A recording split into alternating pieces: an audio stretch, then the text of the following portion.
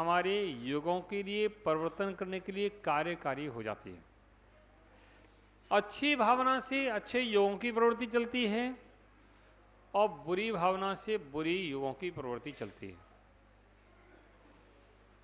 मेरी भावना में एक बात कही, रहे सदा सत्संग उन्हीं का, ध्यान उन्हीं का नित्य रहे, उन्हीं जैसी चर्या में यह चित्त सदा अनुरक्त रहे।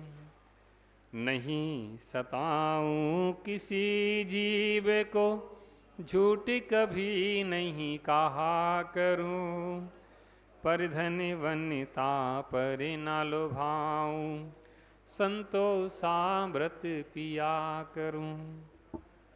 रहे सदा सत्संग उन्हीं का, रहे सदा सत्संग उन्हीं का।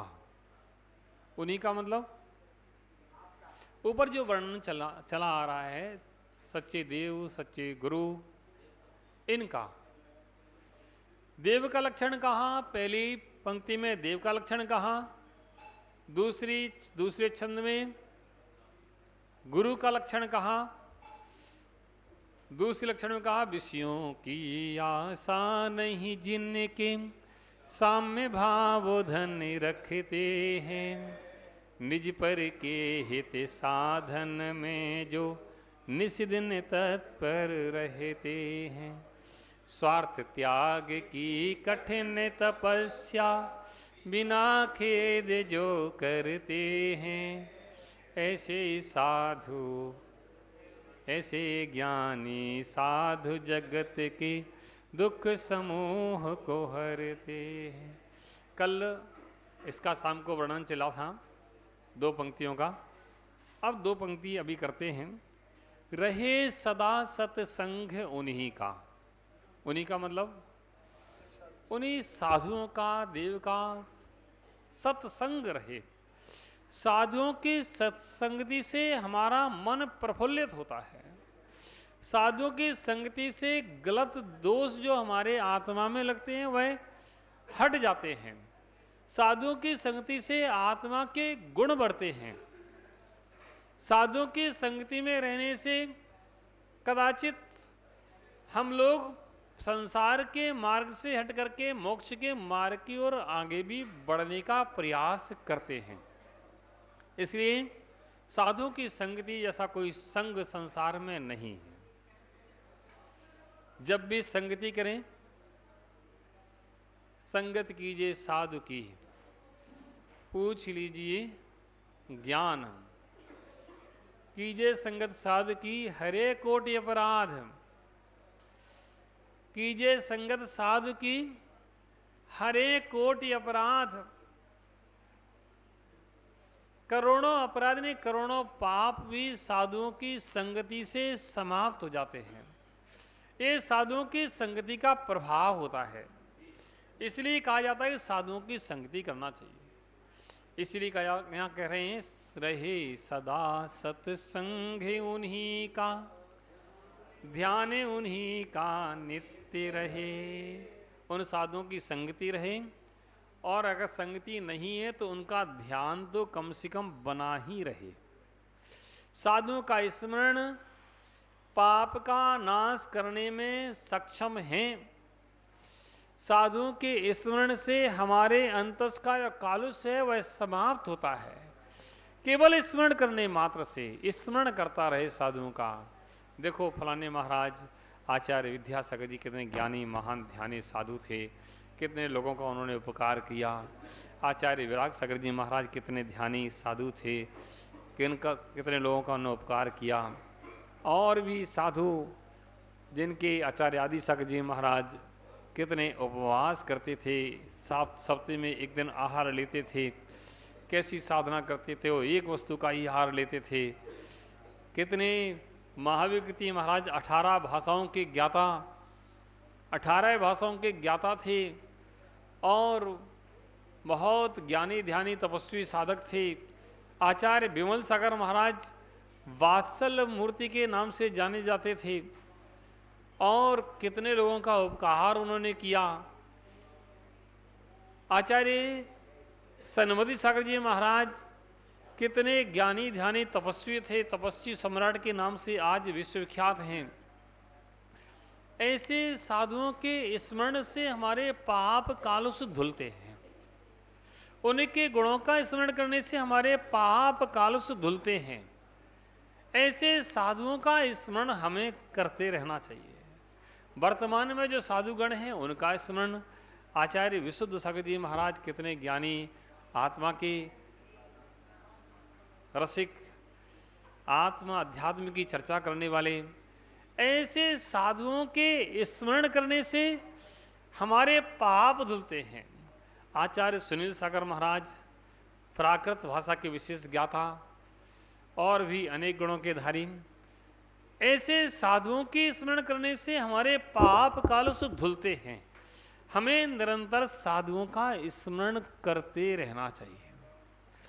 रहे सदा सत्संग उन्हीं का, ध्यान उन्हीं का नेत्र रहे,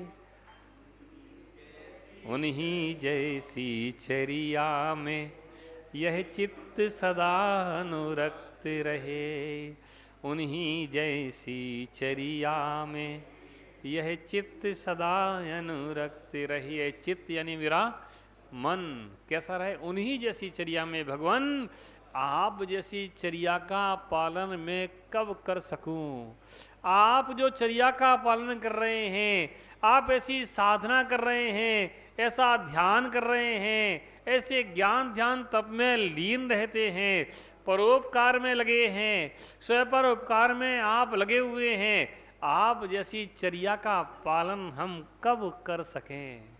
उन्हीं जैसी चर्या में यह चित्त सदा अनुरक्त रहे। ऐसे पाप को समाप्त करने के लिए, पाप को नष्ट करने के लिए संसार में कोई बड़ा साधन है तो प्रभु और गुरु की भक्ति है। प्रभु और गुरु की भक्ति है, ऐसे ही नहीं है। बहुत बड़ा अध्यात्म छिपा हुआ है। आगम के माध्यम से इस बात को सिद्ध किया जा रहा है कि भगवान की भक्ति से, गुरुओं की भक्ति से पाप कलमश दूर होते हैं। जो गुरुओं के चरणों की भक्ति करता है, भगवान के चरणों की भक्ति करता है, उसका पाप उसके पास रह नहीं सकता, टिक नहीं सकता है, वह पाप उसका समाप्त होगा ही होगा। कोई दोष अपराध हो जाता है, हम गुरु के चरणों में जाते हैं और गुरुओं के चरणों में कहते हैं, हे भगवान मुझसे फलाना अपराध हुआ है, आप उसके लिए प्रायश्चित दें। और तो गुरु आपके लिए क्या करते हैं? एक छोटा सा प्रायश्चित के रूप में कुछ आपको जाप या उपवास यदि कुछ बता देते हैं कि आपको ये करना है, आप वो करते हैं तो पाप दूर हो जाते हैं। तो ये किसके प्रसाद से? गुरुओं के प्रसाद से। आप भक्ति करते हैं तो आपके कर्म कलमश जो आत्मा में लगे हुए हैं वह अपने आप ही निर्जीर्ण होकर के नीचे गिरने लगते हैं। ये कोई सामान्य बात नहीं है, सामान्य बात नहीं है। पंखा चलेगा तो ठंडी हवा का अनुभव होगा, एसी चलेगी ठंडी हवा का अनुभव होगा। अंदर भक्ति का और श्रद्धा का भाव उमड़ेगा तो कर्मों की निर्जरा होगी ही होगी, उससे कोई रोकने वाला नहीं है। अंदर से भक्ति का, श्रद्धा का एसी चलना चाहिए। जब भक्ति का, श्रद्धा का एसी चलेगा तो आपके कर्मों की निर्जरा होगी ही होगी, और रुकने वाली नहीं है। बस अंदर से भाव होना चाहिए, केवल ऊपर दिखाने के लिए नहीं, है ना। आजकल तो बहुत सारे सिस्टम चालू हो गए हैं। एक सज्जन आहार दे रहे थे तो आहार में उन्होंने ऐसे कलश पकड़ लिया जल देने के लिए और मुंह कर लिया उधर। मैंने कहा अंजलि बंद कर लो, वही भला है, नहीं तो पता पड़ेगा कि इनका तो फोटो खींची जाएगा, साथ में हमारा भी फोटो खींची जाएगा। इनका फोटो खींचेगा साथ में हमारा अंतराय भी हो जाएगा। ओहो, प्यारे बंधुओं, सोचो कि हम कहाँ हैं। गुरुओं के चरणों में गुरुओं की भक्ति करते समय फोटो की चिंता मत करना। फोटो तुम्हारे यश कीर्ति नाम कर्म का उदय होगा तो फोटो खींचने वाले 1000 लोग खड़े हो जाएंगे और फोटो तुम्हारे खींच लेंगे। फिल्म के एक्टर्स होते हैं ना, जितने एक्टर्स फिल्म के होते हैं उनके फोटो ही तो खींचते हैं। ये पूर्व कर्म का कोई उनका नियोग है कि उनका फोटो खींच रहा है, फोटो छप रहे हैं। कभी उन्होंने इस प्रकार की भगवान की भक्ति आराधना की होगी, यश कीर्ति नाम कर्म का बंद किया होगा, जिससे उनके फोटो खींच रहे हैं, भले ही किसी क्षेत्र के खींच रहे हों। कोई नेता अभिनेता होते हैं तो फोटो खींचते रहते हैं। कैसे खींचते रहते हैं? कौन कहते हैं कि फोटो खींचो मेरा? अपने आप फोटो खींचते रहते हैं, छपते रहते हैं, चलते रहते हैं। तो ये तो सब तुम्हारी यश कीर्ति नाम का उदय होगा, फोटो खींचेंगे, फोटो छपेंगे, लेकिन देवशास्त्र गुरु के चरणों में आकर के फोटो खिंचाने की इच्छा मत करना। आप तो कलश लेकर के या ग्रास लेकर के हाथ में रखना। जब हाथ में ग्रास रख दोगे तो आपके पुण्य रूपी बरगणाओं का फोटो तो खिंच ही जाएगा। भगवान का अभिषेक कर रहे हैं। हमने देखा कभी कभी लोग सोचते कैसे लोगों को समझाएं। भगवान का अभिषेक कर रहे हैं, कहीं किसी क्षेत्र पर गए और ऐसे कलश पकड़ लिया, भगवान का अभिषेक करते मुंह कर लेते हैं दूसरी तरफ। अब बताओ, मुंह दूसरी तरफ करोगे तो भगवान तुम्हारी तरफ मुंह करेंगे क्या? हमारे पास लोग खड़े हो जाते हैं और महाराज आशीर्वाद दे दो। आशीर्वाद हमसे मांगते हो और मुंह करते हैं कैमरे वाले की तरफ। हम कैसे आशीर्वाद दें बताओ? कैसे देंगे? तो हमको भी दृष्टि नीची करना पड़ती। भाई कोई बात नहीं, तुम अपना काम करो, हम अपना काम करते हैं। तुम फोटो खिंचवाने के लिए आए हो, हमारा ध्यान क्यों भंग कर रहे हो? प्यारे बंधुओं, ऐसी बहुत सारी त्रुटियां होती हैं जिनसे हमारा जो कर्म निर्जीर्ण होता है, उसके अलावा कर्म बंध जाता है। कर्म निर्जीर्ण होना चाहिए, वो तो हो नहीं पा रहा, और कर्म बंध जाता है। इसलिए फोटो की चिंता मत करना। चिंता करना तो किसकी करना? कि हमारे कर्मों की निर्जरा हो।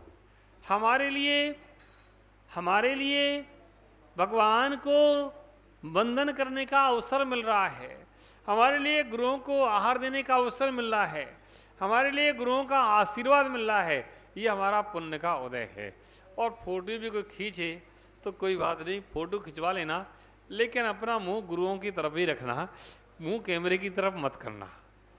चिंता नहीं करना, वो फोटो भी तुम्हारा बहुत अच्छा आएगा, लेकिन केवल फोटो खिंचवाने के लिए गुरुओं के सामने खड़े मत होना, अन्यथा केवल पाप का ही बंध होगा। प्यारे बंधुओं, बहुत अच्छी अब ये बातें इसलिए बता रहे हैं कि जो त्रुटियां होती हैं वे त्रुटियां हमारी सुधार हों। त्रुटियां नहीं सुधरेंगी तो कैसे काम चलेगा? कुछ लोग आके कहते हैं महाराज ये सब आजकल सोशल मीडिया का जमाना है, अगर ऐसा करेंगे तो प्रचार होता है, धर्म का प्रचार होता है। मैंने कि धर्म का प्रचार तो हो, कोई बात नहीं, लेकिन फोटो ऐसी जाए तो दुनिया को देखने में अच्छा लगे। प्यारे बंधुओं, रहे सदा सत्संग उन्हीं का, ध्यान उन्हीं का नित्य रहे, उन्हीं जैसी चरिया में यह चित्त सदा अनुरक्त रहे, उन्हीं जैसी चरिया में यह चित्त सदा अनुरक्त रहे। उन्हीं जैसी, जैसे भगवान है वैसी चर्या, जैसे गुरु है वैसी चर्या में हमारा चित्त लगा रहे चित्त। नहीं सताऊं किसी जीव को, झूठ कभी नहीं कहा करूं। सुनो, नहीं सताऊं किसी जीव। 5 पाप, कितने पाप होते हैं? 5। हिंसा, झूठ, चोरी, कुसील और परिग्रह। तो पहला पाप हिंसा, इसको त्याग करने का उपदेश दिया। नहीं सताऊं किसी जीव को, मेरे द्वारा किसी जीव का विघात ना हो जाए। 1 इंद्री से लेके 5 इंद्री तक के जितने जीव हैं, उन जीवों को मेरे द्वारा कष्ट ना हो। मेरे द्वारा अगर कष्ट होता है तो उसका पाप हमें बनता है। भगवान मेरे द्वारा वह पाप ना बधे, नहीं सताऊं किसी जीव को। और क्या कहा? झूठ कभी नहीं कहा करूं। दूसरा पाप छूट गया, झूठ नहीं बोलूं। अब झूठ नहीं बोलूं, सत्य बोलूं। बहुत से लोग कहते हैं महाराज वो फलाने व्यक्ति हैं, वह ऐसे हैं, वो ऐसे हैं, वो फलाने ऐसे हैं, और लोगों की बुराइयां करना चालू करते हैं। मैंने कहा बुराई मत करो किसी की। बोले महाराज बुराई थोड़ी कर रहे हैं, मैं तो सत्य बता रहा हूं। क्या कर रहे हैं? सत्य बता रहे हैं। अरे भाई, ऐसा सत्य भी जिसमें किसी की निंदा और चुगली छुपी होती है, वह सत्य भी झूठ की श्रेणी में आता है। क्यों? वह तुम्हारे मन को कलुष करने वाला है। वह सत्य भी तुम्हारे मन को काला कर देगा। ऐसे सत्य को मत बोलिए। बोलना है तो किसके गुणों के बखान कीजिए। ऐसा कोई व्यक्ति नहीं है जिसमें कोई दोष यानी ना हो। हर व्यक्ति में कोई ना कोई दोष भी होता, कोई ना कोई गुण भी होता है। तो गुणों का बखान तो करें, दोषों का बखान ना करें। अगर गुणों का बखान करते हैं तो तुम्हें पुण्य का अर्जन होगा, और दोषों का बखान करोगे तो पाप का ही अर्जन होगा, क्योंकि मल तुम्हारा पाप से भरा हुआ है। अच्छी बातों को कहो, गुणों को कहो। तो झूठ मत बोलना, हमेशा क्या बोलना? सत्य बोलना। नहीं सताऊं किसी जीव को, झूठ कभी नहीं कहा करूं। पर धन बनता पर न लुभाऊं। पर धन बनता, पर धन और पर बनता।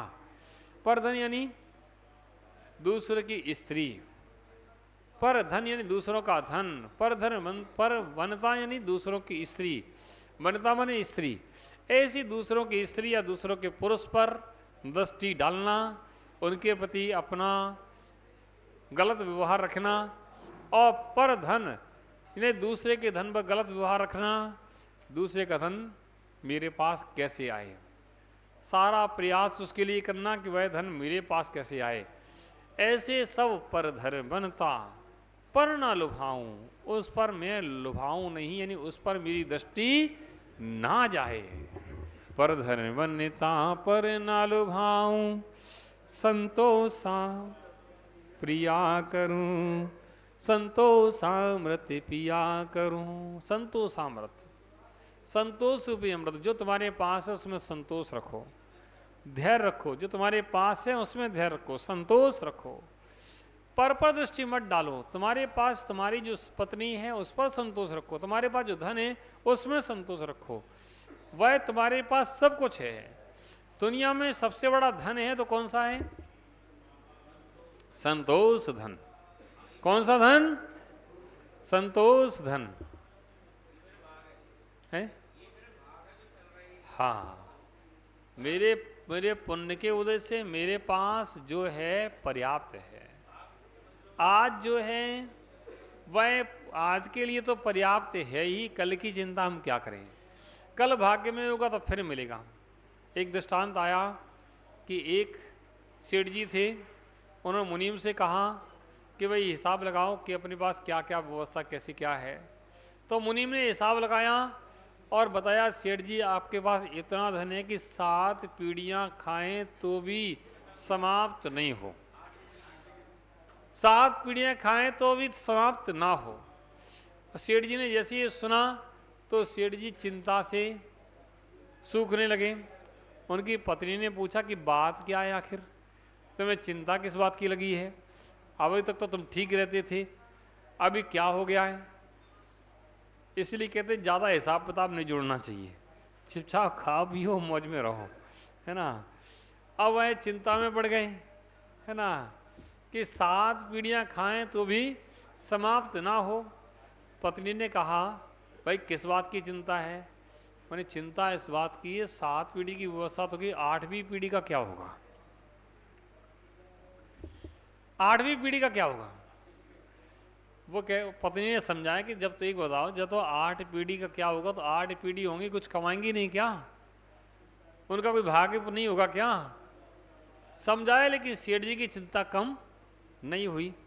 8 दिन 15 दिन निकल गए, सेठ जी की चिंता कम नहीं हुई। अब क्या करें? तो पत्नी बड़ी समझदार थी। पत्नी बोली एक काम करो, पास में एक साधु महात्मा हैं, एक साधु महात्मा हैं, उनके लिए अनाज दे के आओ, जाओ, तुम्हारा धन बढ़ जाएगा, 8वीं क्या कई पीढ़ियों की व्यवस्था हो जाएगी, जाओ दे के आओ उनको। तो वह लेके गए, चना बाजरा और दुनिया के आइटम लेके गए उस साधु के पास। और बड़ी कुटिया में साधु के पहुँचे, वो बड़ी भक्ति भाव से उनको भेंट किया कि महाराज जी आपके लिए ये आप रख लें। साधु कहते क्या है? मैंने कि अनाज वगैरह है। अनाज है तो मुझे नहीं चाहिए। तो क्यों? कि मेरे पास है तो फिर काम आ जाएगा। किसके लिए काम आ जाएगा? मुझे नहीं चाहिए। कि कल के लिए परसों के लिए काम आ जाएगा। कि आज का है ना मेरे पास आज का है, कल का मुझे नहीं रखना, कल का क्या होगा मुझे क्या पता। उन्होंने सेठ जी ने बहुत निवेदन किया कि आप कैसी बात करते हो, कल किसी ने नहीं आया कोई देने तो क्या करोगे, आप भूखे रहोगे क्या? रखना चाहिए, आपको व्यवस्था बना के रखना चाहिए, साल 2 साल की व्यवस्था तो रखनी चाहिए। कि सेठ जी ये अपना धन दौलत अपने पास रखो, मुझे शांति से रहने दो, मुझे कल की चिंता नहीं है, मुझे तो आज की मेरे पास है, पर्याप्त है, बस मैं इसी से खुश हूँ। सेठ जी ने जब ऐसी बात सुनी तो उनको थोड़ी सी लगा कि बताओ इस साधु को कल के लिए भी रखने की चिंता नहीं है और मेरे पास तो 7 पीढ़ियों की व्यवस्था है और तब भी मैं चिंता में घुला जा रहा हूँ, मैं कितना पागल हूँ। तो उनकी समझ में आ गया और अपनी पत्नी से कहती तुमने आज बहुत अच्छा किया, मेरे हृदय में जो कांटा लगा था वह तुमने आज निकाल दिया। कभी कभी पत्नियां भी अच्छे अच्छे काम करती हैं, है ना? करती नहीं करती हैं? कभी कभी अच्छे काम कर लेती हैं, यानी अच्छे संबोधन भी कर देती हैं। अच्छी बात है, इसीलिए कहा जाता है धर्म पत्नी। क्या कहा जाता है? धर्म पत्नी। चलिए बहुत अच्छी बात है। पर धन वनिता पर न लभाऊं, संतोषामृत पिया करूं। संतोष रूपी अमृत का पान हमें करना चाहिए। अहिंकार का भाव न रखो, अहिंकार का भाव न रखो। अहिंकार का भाव मेरे अंदर, अहिंकार का भाव भी ना हो। मेरे पास ये है, मेरे पास ये है, मैं इतना पैसे वाला हूँ, मेरे पास क्या, मेरे से बड़ा कोई ही नहीं है, मेरा 5 मंजिला मकान है, मेरे पास इतना आलीशान सारी व्यवस्थाएं हैं, और भी तो कहते हैं नहीं, कितना भी हो, हाँ कितना भी हो, लेकिन अहंकार का भाव नहीं आना चाहिए। अहंकार का भाव न रखूं, नहीं किसी पर क्रोध करूं। 5 पाप, हिंसा, झूठ, चोरी, कुशील, परिग्रह। परिग्रह से ही अहंकार आता है। तो कह दिए सब छूट गए। अब कह रही कसाय नहीं करना, कसाय नहीं करना। नहीं किसी पर क्रोध करूं, देख दूसरों की बढ़ती को, कभी न ईर्ष्या भाव धरूं। देख दूसरों की बढ़ती को, कभी न ईर्ष्या भाव धरूं। किसी के पास कितना धन आ रहा है, क्या आ रहा है, ईर्ष्या भाव नहीं आना चाहिए। अब दुकान पर बैठे हो, है ना, और दुकान पर बैठे तुम्हारे पास ग्राहक आ रहे हैं और पड़ोसी के पास नहीं आ रहे हैं, तो क्या होगा? थोड़ा तो अंदर से लगेगा कि हाँ मेरा माल अच्छा है, मेरी क्वालिटी अच्छी है, मेरी दुकानदारी अच्छी है। और कहीं माल पड़ोसी के पास जाए तुम्हारे पास नहीं आए, तो ग्राहक पड़ोसी के पास जाए तुम्हारे पास नहीं, तो तुमको तकलीफ। तो ईर्ष्या का भाव अंदर बैठा होता है। तो ईर्ष्या का भाव भी हमारे अंदर नहीं होना चाहिए। सम्यक प्रयास तो होना चाहिए, सम्यक प्रयास कि मेरे पास ग्राहक आए, अच्छी दुकानदारी करें, अच्छा धन कमाएं, अच्छा दान करें, ये सम्यक प्रयास तो होना चाहिए, लेकिन ईर्ष्या का भाव नहीं होना चाहिए। तो कि ईर्ष्या का भाव नहीं, तो कह रहे हैं देख दूसरों की बढ़ती को कभी न ईर्ष्या भाव धरूं, रहे भावना ऐसी मेरी सरल सत्य व्यवहार करूं, रहे भावना ऐसी मेरी, कैसी भावना? सरल सत्य व्यवहार करूं, सरल सत्य व्यवहार करूं, रहे भावना ऐसी मेरी सरल सत्य व्यवहार। कैसी भावना? सरल और सत्य। सरल कैसा? सरल रहना चाहिए, सहज रहना चाहिए, अहंकार नहीं, ममकार नहीं, क्रोध नहीं, मान नहीं, माया नहीं, लोभ नहीं, सरल और सत्य, झूठ नहीं, फरेब नहीं, मायाचारी नहीं, ऐसे सरल सत्य व्यवहार करूं, बने जहां तक इस जीवन में औरों का उपकार करूं, बने जहां तक इस जीवन में औरों का उपकार करूं, औरों का, दूसरों का उपकार करता रहूं। कहाँ मेरी आवश्यकता है, मेरे से कितना दूसरों का उपकार हो सकता है, ऐसे दूसरों के उपकार की भावना हमारे अंदर निरंतर बनी रहना चाहिए। जब दूसरों के उपकार की भावना आती है, परोपकार के उपकार की भावना आती है, उस परोपकार के उपकार की भावना से ही हमारे अंदर अनंत पुण्य का संचय हो जाता है। परोपकार करने से जो संचय होगा वह अलग होगा, लेकिन उपकार की भावना ही तुम्हारे अंदर आई है, वही भावना हमारे लिए पुण्य का सर्व का कारण है और पाप को धोने वाला है। अगर हम सोचते हैं कि देखो, हाँ, कोई गरीब व्यक्ति दिखा, कोई परेशान दिखा, हमारे मन में भाव आया कि इसकी परेशानी दूर हो, इसकी कोई परेशानी है, कैसे रोग आदि है, किसी प्रकार की परेशानी है, हम कितना इसको दूर कर सकें, कर पाए ना कर पाए, लेकिन तुम भावना कर रहे हो तो तुम्हारे लिए पुण्य का आश्रव हो रहा है और पाप का घड़ा कम हो रहा है। हाँ, इसलिए प्रयास करना चाहिए। क्या? कौन सी भावना करना चाहिए? क्या भावना करना चाहिए? बने जहाँ तक इस जीवन में औरों का उपकार करूं, मैत्री भाव जगत में मेरा सब जीवों से नित्य रहे, दीन दुखी जीवों पर मेरे उर से करुणा स्रोत बहे, मैत्री भाव जगत में मेरा। चार भाव हैं, मैत्री, प्रमोद, कारुण्य और माध्यस्थ।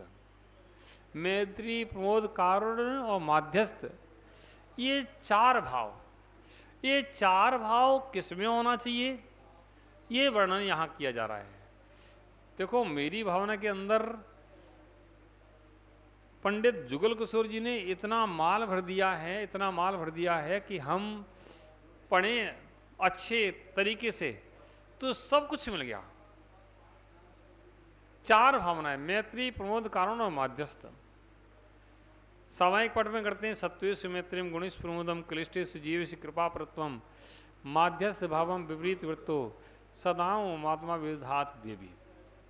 और हिंदी वाले पाठ में करेंगे तो कौन सा पाठ है? मैत्री भाव जगत में मेरा सब जीवों से नित्य रहे, दीन दुखी जीवों पर। ये मेरी भावना का पाठ आ गया। अब दूसरा पाठ कौन सा है? कौन सी चार लाइनें बोलते हैं, बोलो। मैत्री निकल रही मेरे दिमाग से लाइनें।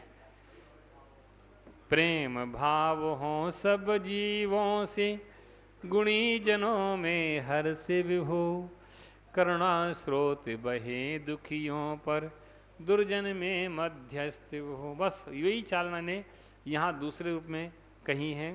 मैत्री भाव जगत में मेरा, सब जीवों से नित्य रहे। जितने जीव हैं जगत के, जितने जगत के जीव हैं, सब में कौन सा भाव हो? मैत्री भाव हो। मैत्री यानी मित्रता का। मित्रता किसे कहते हैं? किसे कहते हैं मित्रता? एक दूसरे के लिए काम आना, कभी अपने मित्र को कष्ट में ना देखना। मित्रता का भाव, तुम्हारा मित्र कष्ट में है और तुम अगर अच्छे से हो तो तुम मित्र कैसे हो? एक मित्र दूसरे मित्र को कभी कष्ट में नहीं देख सकता है, वह मित्रता का भाव होता है।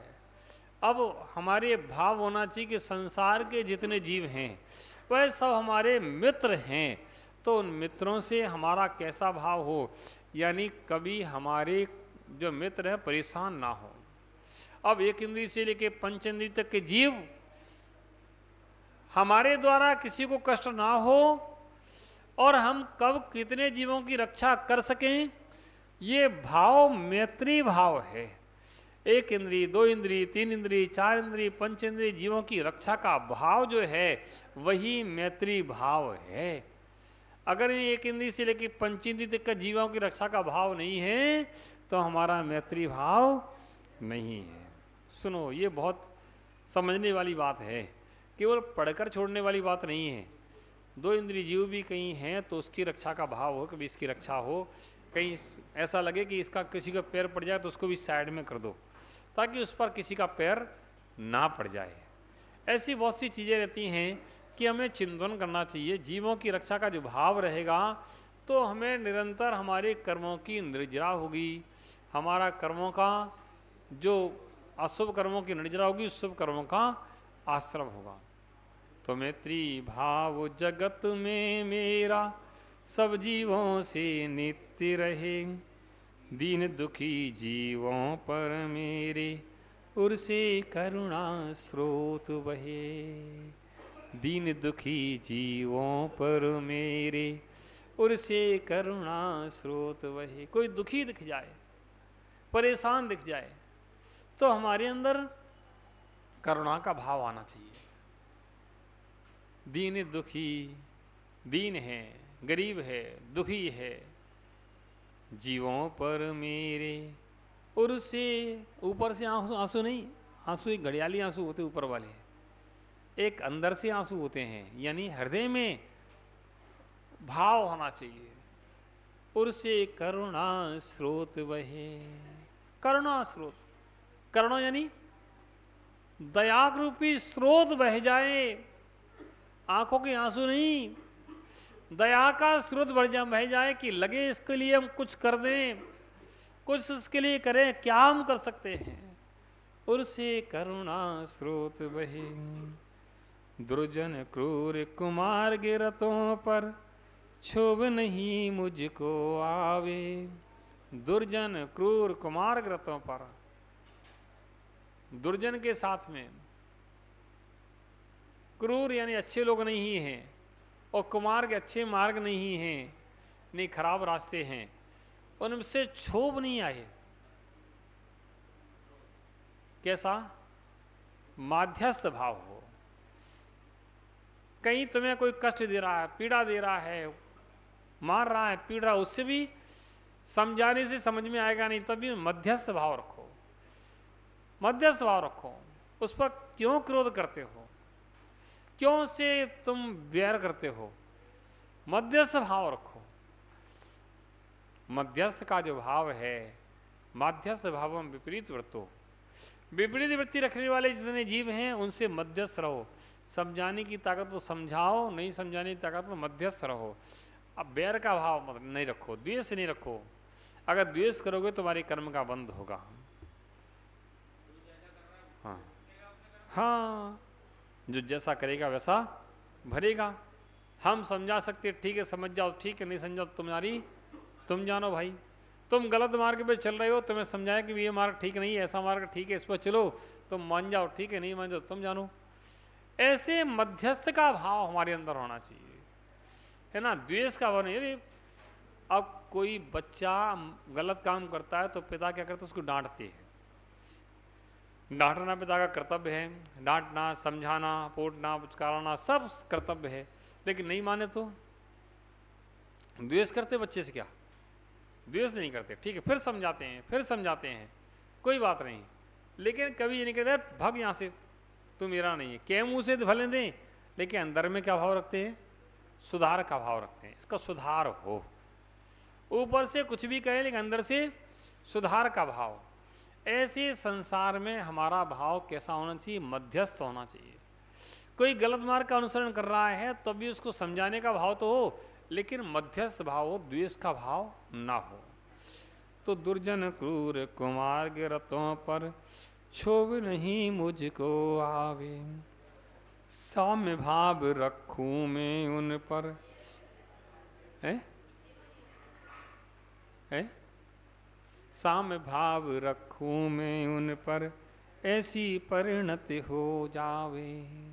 समता भाव, साम्य भाव, मध्यस्थ भाव, साम्य भाव रखो उन पे। ऐसी परिणत, मेरी कैसी परिणत? साम भाव हो। कभी इन पर हमारा क्रोध, मान आदि नहीं आना चाहिए, साम्य भाव होना चाहिए। ऐसे जब अच्छे भाव हम रखते हैं, अच्छे परिणाम रखते हैं, अच्छे परिणाम करते हैं, तो सामने वाले का कुछ भी हो लेकिन हमारे कर्मों का, अशुभ कर्मों का आश्रव नहीं होता। दुनिया में कितने भी काम होते हैं, हम किसी के भाग्य को नहीं बदल सकते हैं, किसी के अच्छे बुरे कर्म को नहीं बदल सकते हैं। हम किसी की मदद तो कर सकते हैं लेकिन उसके अच्छे बुरे कर्म को नहीं बदल सकते हैं। उसका जैसा अच्छा बुरा कर्म है उसको उसका फल तो भोगना ही पड़ेगा।